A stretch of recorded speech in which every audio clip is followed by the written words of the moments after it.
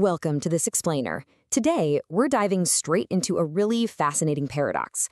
When we think of the absolute wealthiest countries on the planet, it's super easy to picture these sprawling empires of industry, right? Massive populations, huge land masses stretching across continents. But if you look at the economic projections for 2026, the data paints a completely different picture. We are going to unpack exactly how some of the tiniest players on the global stage are somehow taking home the biggest slices of the pie and basically bending the traditional rules of global economics entirely in their favor. Okay, to really set the stage here, let's put this sheer scale into perspective. The United States is undeniably a continental giant. By most traditional metrics, it's the largest economy in the world.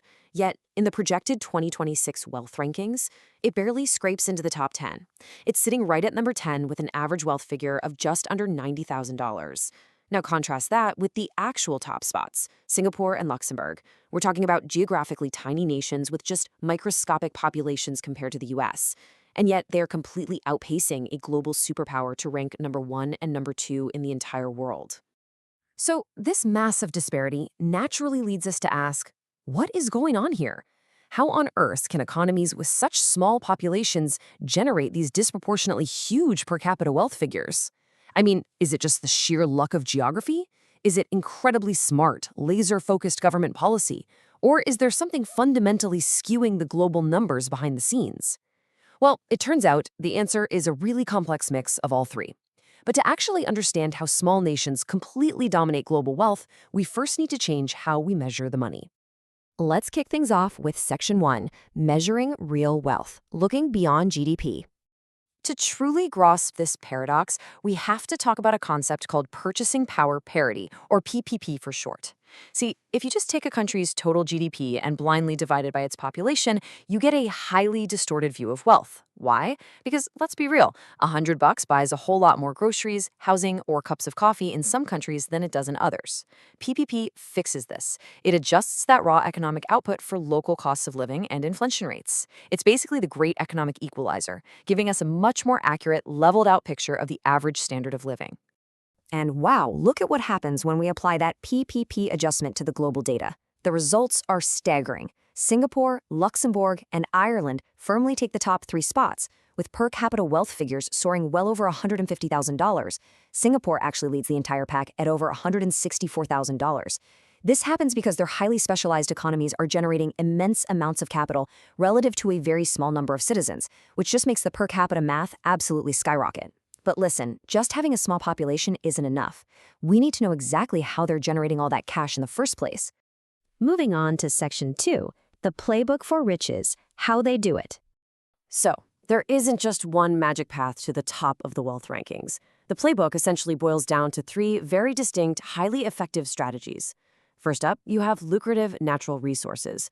This is where countries like Qatar, Brunei, and Norway leverage massive reserves of oil and gas. Second, there's advanced technology manufacturing. Think Taiwan, whose incredible growth is heavily driven by dominating the global semiconductor market. And finally, you have sophisticated financial and tax regimes. This is the strategy famously used by places like Singapore and Switzerland to act as irresistible magnets for foreign investment. Let's look at that natural resource strategy in action. Norway has successfully fueled its economy with oil since the late 60s, but it's what they actually did with that money that sets them apart. Instead of just blowing it all on short-term spending, they invested those revenues so wisely that they now sit on a $2.2 trillion sovereign wealth fund. That is literally the largest wealth fund in the world, equaling hundreds of thousands of dollars for every single Norwegian citizen. And because they maintain one of the smallest income gaps globally, Norway's sky-high per capita GDP is actually a pretty accurate reflection of the average person's everyday well-being. Now, on the other side of the playbook, we have elite financial hubs like Singapore. How exactly did a tiny city-state with virtually zero natural resources become number 1 in the world? Through hyper-aggressive financial incentives and incredibly smart policy. Singapore famously attracted billionaires like Facebook co-founder Eduardo Saverin, whose net worth tops $40 billion by making capital gains and dividends entirely tax-free. It's an unbelievable economic transformation. Since their independence in 1965, they effectively pulled themselves up by their bootstraps, going from a developing country with 50% illiteracy to an ultra-wealthy, 98% literate global powerhouse. All right, that brings us to Section 3, the tax haven illusion. Here is where the macroeconomic data takes a massive, really fascinating twist. We've seen those exceptionally high PPP numbers, right? But sometimes that top-tier wealth is nothing more than an accounting illusion. Over 15% of global jurisdictions actively act as tax havens. And get this, up to 40% of global foreign direct investment is routed straight through these tax avoidance channels. This is a crucial detail for understanding the wealth paradox. It means trillions of dollars simply pass through empty corporate shell companies. The wealth is technically registered there, skyrocketing their official GDP, but it yields virtually zero actual benefit for the local population. Ireland is a prime cautionary tale for this exact phenomenon.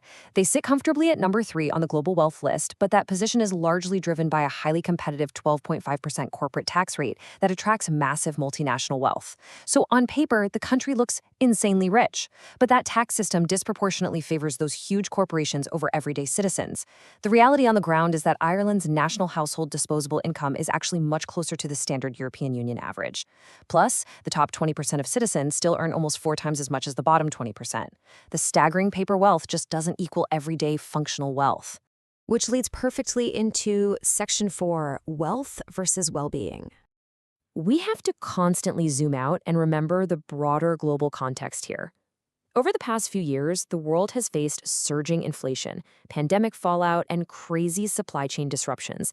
And these volatile events always hit lower income populations the absolute hardest. Just look at the immense gap in the global safety net.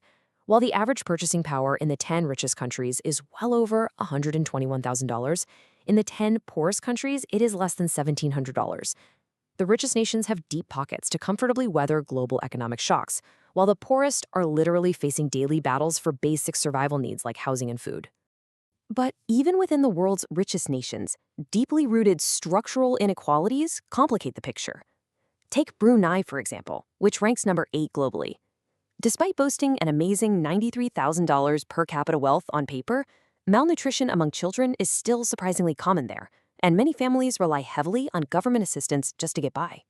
Across many top-tier nations, recent global crises have exposed massive hidden holes in some of their most celebrated welfare systems. The resources clearly exist on a ledger somewhere, but they are incredibly disjointed from the citizens who actually need them the most. So, I want to leave you with this final provocative thought to take away from this explainer.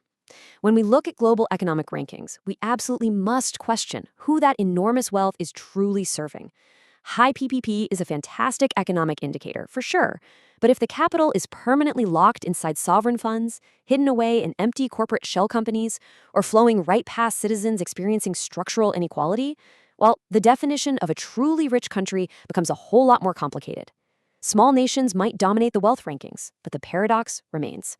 Thanks for diving into this with me today.